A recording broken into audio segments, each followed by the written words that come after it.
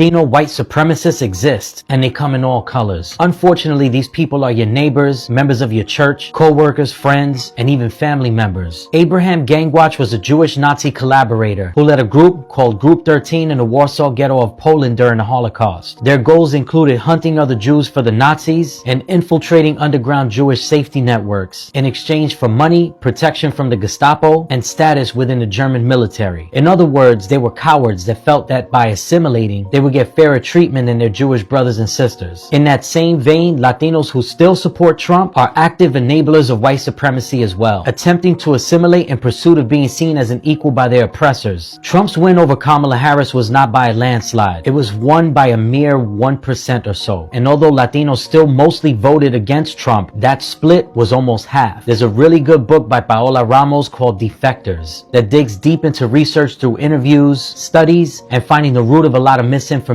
that was fed to Latino voters. But among issues that divide Latinos, like colorism, internal racism, there's also tribalism. The idea that associating yourself with a group by voting a certain way or living in a certain area or assimilating somehow makes you feel separated from undesirable groups of lesser economic status or class. It's the us versus them mentality that MAGA has propelled its success from, and Latinos for Trump are huge culprits of it. The truth is that white supremacy doesn't win without their help. When you log on to the DHS site, you immediately see a group of 4 ICE agents as advertisement for their recruitment. At least 2 of those images are of non-white officers. This is significant because just like the Nazis needed Abraham Gangwatch and Group 13 to surveil, infiltrate, and criminalize their own, so does ICE. What's crazy is that by 1943, most of the members of Group 13 were either unalived or deported to camps by the Nazis anyway. So all of that assimilating they were trying to do didn't work in their favor after all. And Latinos for Trump, no matter how hard you try to scrub your skin or use your light features to pass as something that you're not, the pitfalls of your compliance with white supremacy will catch up to you and your loved ones very soon. You just better hope that the rest of us collectively have enough sense to put an end to the chaos before it does. Rest in peace to Renee Nicole Good and all of the other lives lost at the hands of ICE. But I want to know your thoughts in the comments, and don't forget to follow me on Instagram, TikTok, and YouTube at FromTheRecord_.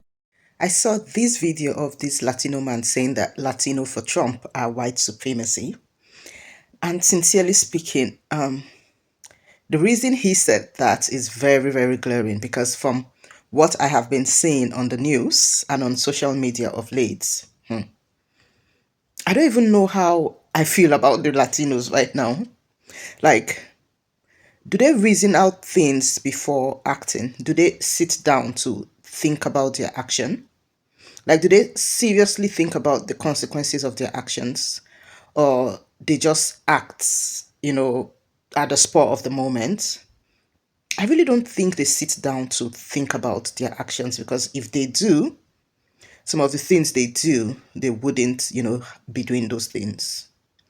Because I believe if they took their time to ponder, they wouldn't be making some of the mistakes they are making, sincerely. And anyways, I'll roll out the clips I have for you, and I'll be right back.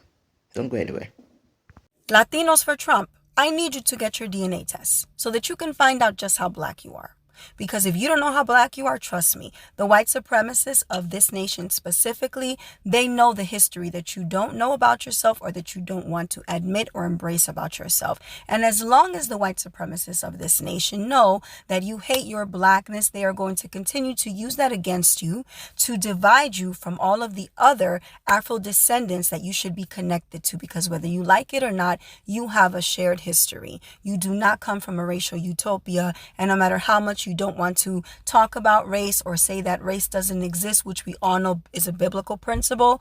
Nobody's arguing that, but the fact of the matter is race is connected to systems of oppression that are very much real and very much weaponized against people. This is the history that you cannot get away from. More than 10 million people were sent to Latin America and the Caribbean between 1525 and 1866. The numbers for Latin America dwarfed those for the United States. Estimated 388,000 to 450,000 enslaved Africans were brought directly to the territory that would become the U.S. This number represents a small fraction of the total 10.7 million Africans who survived the transatlantic slave trade. Who survived. the transatlantic slave trade.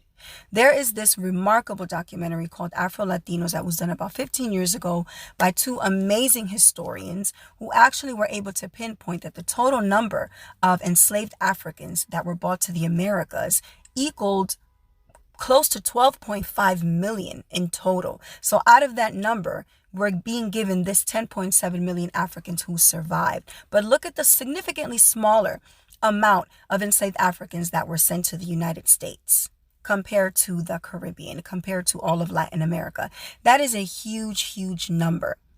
So no matter what percentage of African ancestry you may have, the fact is that you have it, and that makes you a part of the African story. That means you have a shared history with Afro descendants all over the world. If you come from a colonized nation, you need to understand that without your blackness, you would not be who you are. And it does not matter how many European colonizers you have in your lineage that you insist on glorifying and including into the person that you are.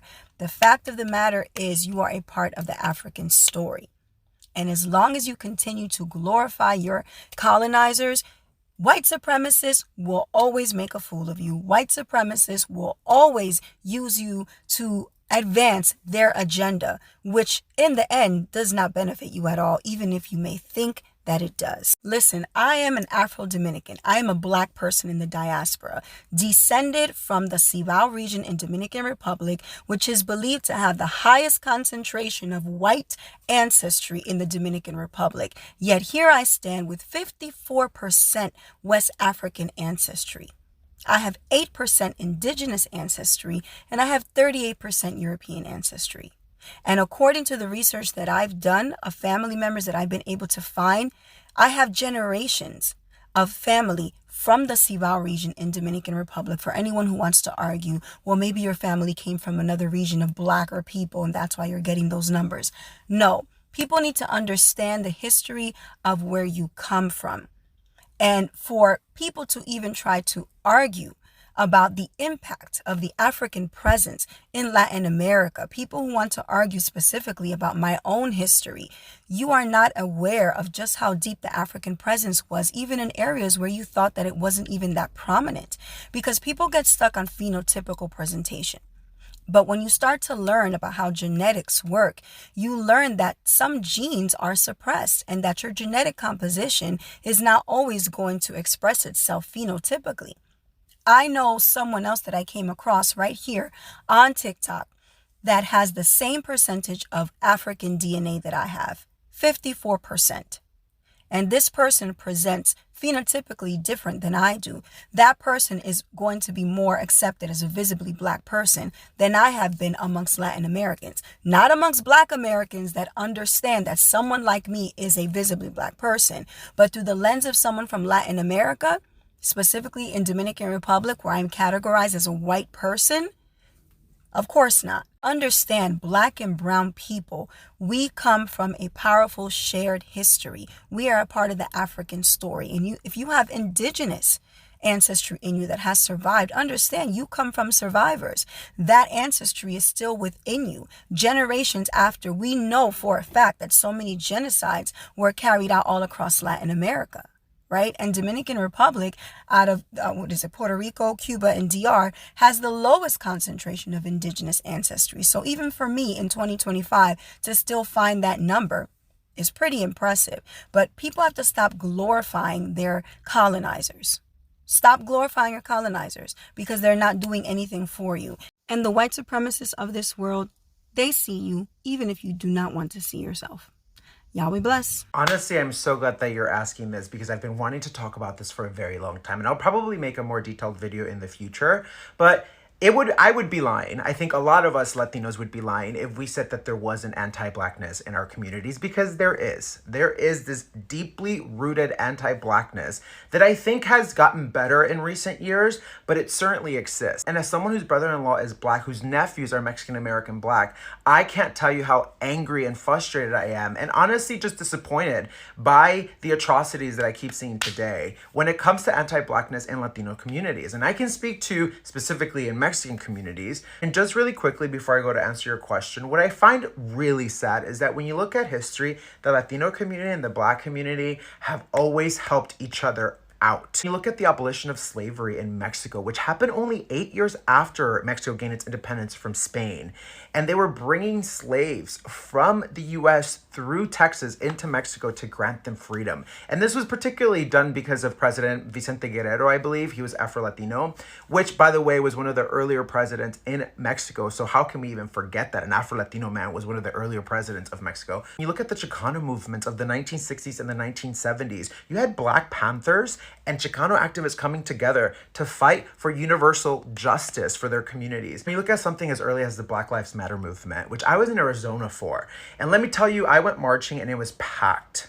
And about 85 to 90%, I can confidently say, were Latinos. And they were hand in hand with their Black sisters and brothers. I tell you, it was beautiful. I mean, I'm getting literally chills. It just reminded me in that moment how we've been robbed, how our communities have been robbed from togetherness because we've been othered, not only by ourselves, but mainly by white supremacists. The devil works hard, but the white man works harder. And I say that because I think historically we've seen an implementation of divisive tactics rooted in fear against Latinos and the Black community to create a division. To answer this question, it's very multifaceted and it's very complex. Things like assimilation pressures that a lot of Latinos fall into, white supremacy, which Latinos can be a part of as well, don't lie, structural racism, I think they all play a part. But one of the things that I feel has really been the rooted problem in all of this is colonialism. I don't think a lot of people realize the effects of colonialism far after it ends. And I think Mexico is a prime example because when the Spanish colonized modern day Mexico in the 1500s and were there for 300 plus years, they created a caste system that literally judged people based on skin color. And that caste system didn't end when Mexico gained its independence. It didn't just go away. It then filtered through society, and it is very alive and well today. I mean, kind of a side note, but when you look at media representation in Mexico, it's very rarely people that look like me. It's people who are more Aryan looking, who are more white passing, that essentially get those leading roles that are in big TV shows. So that breathes within Mexico, and it certainly breathes within its people. It is brought over by US Latinos here who believe in that caste, who inadvertently judge from a place of colorism, and whether subconscious or not, this is ingrained in their worldview. So of course, it's something that they don't even think of unless you put yourself out of it, which is what a lot of us have done, right? You decenter yourself and take a step back and become aware of what is happening, of the colorism, of the long-term ramifications of this caste system, then you allow space and opportunity to break away from that structural racism that we all inherently are a part of. And it's happening, even though it's slow, it is happening. People are changing. I've seen it with my own family. I've seen it in other communities where we are decentering colorism and anti-blackness from the foundation of how we look at the world because of our colonial past. So listen, I know that's not probably the best answer you want, but I do think that it is changing. And I do think that this is where it's more important than ever for us to come together and realize this so that we can be a unit, that we can help each other out instead of being more divided, because that's exactly why we're here today. Will there always be Latinos who are anti-Black? Absolutely. And unfortunately, they are always the loudest. They are the ones who are getting on interviews, on TV, and then it creates and pushes that narrative that we're talking about, that Latinos are all anti-Black. But I can assure you that there are a lot of us out there who are not. I can confidently tell you that. And it is a slow growth, but it is a growth nonetheless. Do you want to talk about upholding white supremacy and how Latinos play a role into it? Because if you do, you've come to the right place. Because one of the biggest disappointments that came out from the election and Kamala Harris losing the election is me discovering how many Latinos not only voted for that man, but actively voted against our community and actively spoke ill will of immigrants when so many of them are descendants of immigrants themselves. Let's talk about that. And how so much of this is tied to the need to feel close to whiteness, the proximity to whiteness. Think about that, okay? And I want to play this video so that you can put things into context, because this video of a dad talking to his son in Spanish about his immigration story.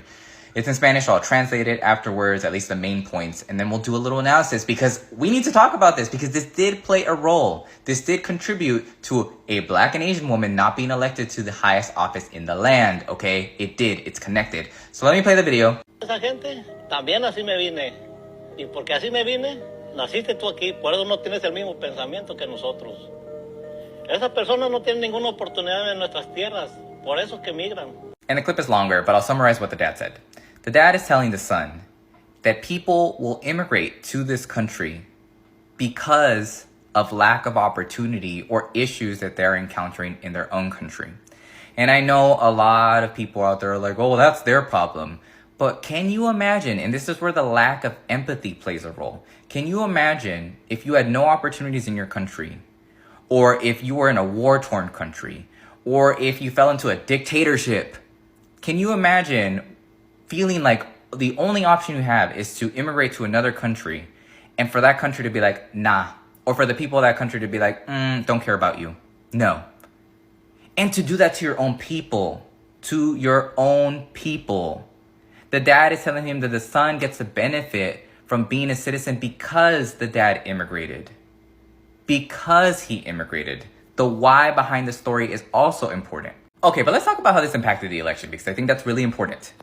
There is a socialization of our people, the Latino community, when we are growing up, that we are told to aspire to what the Americano, what the American does. And Americano is synonymous of white. It's not just any American, it's what the white person does, because it is observed that white people are treated differently. That is a thing. And within the Latino community, there's also anti-blackness, there's colorism, there's machismo, and all of those things. There's internalized racism, this need to be close to white people that exists, and it absolutely contributed to a Black and Asian woman not being elected to office. That absolutely contributed, and I will stand on that.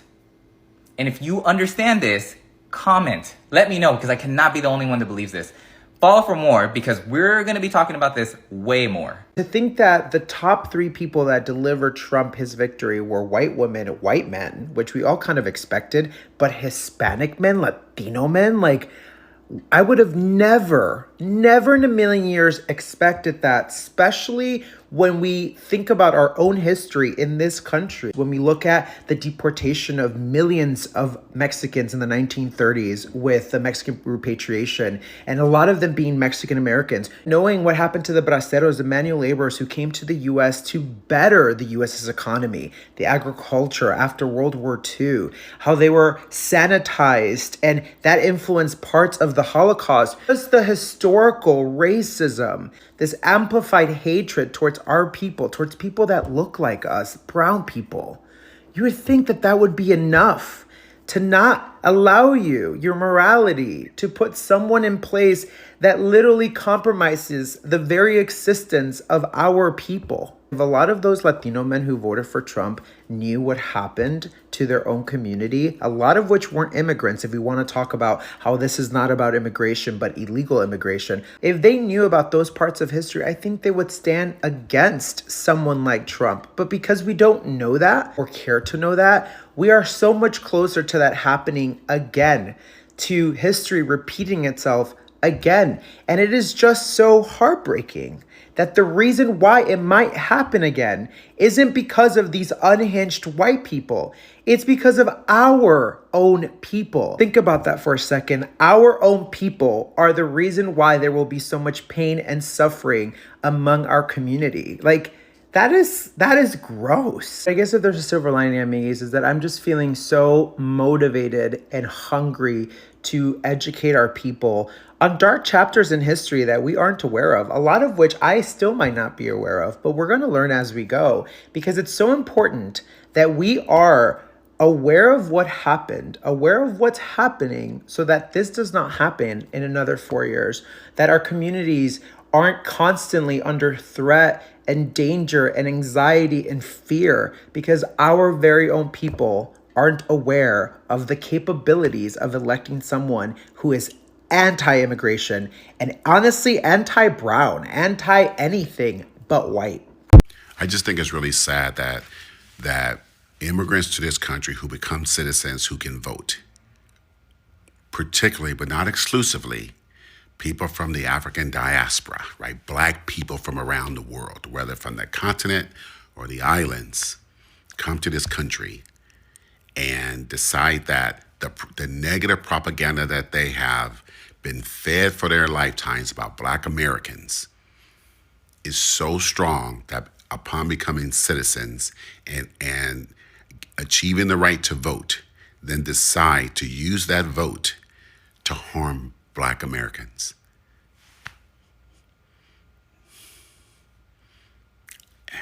That is a twisted mess. The very people whose 400-year struggle for liberation and freedom and equity, and who pushed that out to the world, who showed the world that, and so many movements followed around the world from the Black American 400-year fight for freedom. I'm not saying that we started it. I'm not saying that we're the only ones. I am just saying because this is the United States, it became the most popular and the most known globally. But to somehow have that overshadowed by the negative propaganda fed to all the diaspora countries and the mainland of Africa and South America and the Caribbean, that far too many people come from those places, become citizens, earning the right to vote, and use that vote to specifically harm us. It's just Somalis right now, but it's not only Somalis. And it's not only Black. It's Afro-Latino. It's Latino. People come from South Central America and use that vote against us. Cubans, Venezuelans, others use that against us. The very people who made it so this country has laws and constitutional amendments that allow you to come here and get that right to vote, get a job, go to school, get health care, get an education, buy a house, start a business. You think that is all done for you out of the benevolence of the majority? No. You got that because of us. And to then turn around and use your vote to harm us is diabolical, evil, vile, short-sighted, awful. I am so disappointed, sincerely. I did not see this coming. I thought they would have learned from the last mistake they made. And I'm just speechless. I don't know how the Latinos intend to make it up to the Black community, sincerely, because I don't even know what to say other than I wish you guys well. Sincerely, to think that these are the same Latinos calling on the Black community for help, calling on the Black community to protest for them. You guys get yourselves into deep mess and call these same Black people for help. These same people. Then when it is time for you to show your support to the Black community, you turn your backs against them. Like, it doesn't even make sense. Like, make it make sense. I'm trying to wrap my head around it. It doesn't make sense at all. Anyways, I'll draw the curtains here, guys, but let me know your thoughts in the comment section, and until next time, have a lovely day, guys.